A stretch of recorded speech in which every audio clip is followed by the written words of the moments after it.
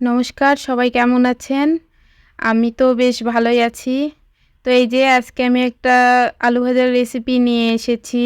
তো একটা আপু আমার কমেন্ট বক্সে কমেন্ট করছিল আরকি যে, "আপু এই আলু ভাজাটা কিভাবে ভেজেছেন?" এর আগে ঝুরো আলু ভাজার আমি একটা ছবি পোস্ট করছিলাম আরকি, সেই ছবিতে কমেন্ট করেছে। তার জন্য এখন আমি এই আলু ভাজা, ঝুরো আলু ভাজাটার রেসিপি দিব আরকি। তো তার জন্য আমি এখানে আলু নিয়ে নিয়েছি। এটা হল্যান্ডার আলু ছিল।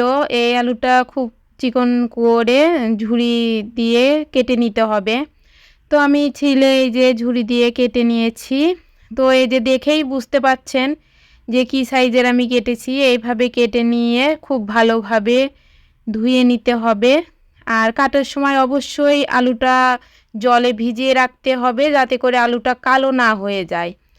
তো এই তো আমি কেটে নিয়েছি। কাটার পরে এখানে আমি ধুয়ে নিয়ে পরিমাণ মতো লবণ আর হলুদ দিয়ে মাখিয়ে রেখে দিব 15 মিনিটের জন্য।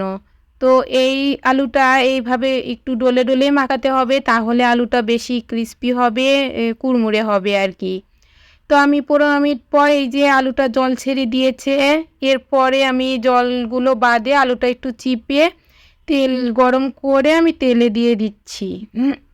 তো তেলে এই যে দিবার পরে প্রথম অবস্থায় খুব হালকা হাতে নাড়তে হবে। তারপরে যখন আলুটা একটু শক্ত হয়ে আসবে, তারপরে খুব ভালোভাবে নাড়তেই থাকতে হবে। এইটা কিন্তু নাড়া বন্ধ করা যাবে না। তাহলে আলুটা দলা পেকে যাবে, আলুটা হবে না।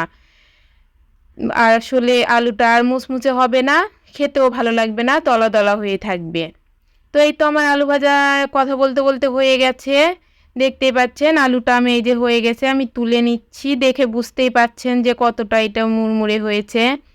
তো ভিডিওটা যে যেখান থেকে দেখছেন, ভিডিওটা যদি ভালো লেগে থাকে তাহলে অবশ্যই লাইক, কমেন্ট, শেয়ার করে দিবেন। আর এই যে দেখেন কতটা কুড়মুড়ে হয়েছে, কতটা ঝুরঝুরে হয়েছে। বেশ এইটা খেতে বেশ ভালোই লাগে। এইরকম ডালের সাথে, ভাতের সাথে এমনি খেতেও খুব ভালো লাগে।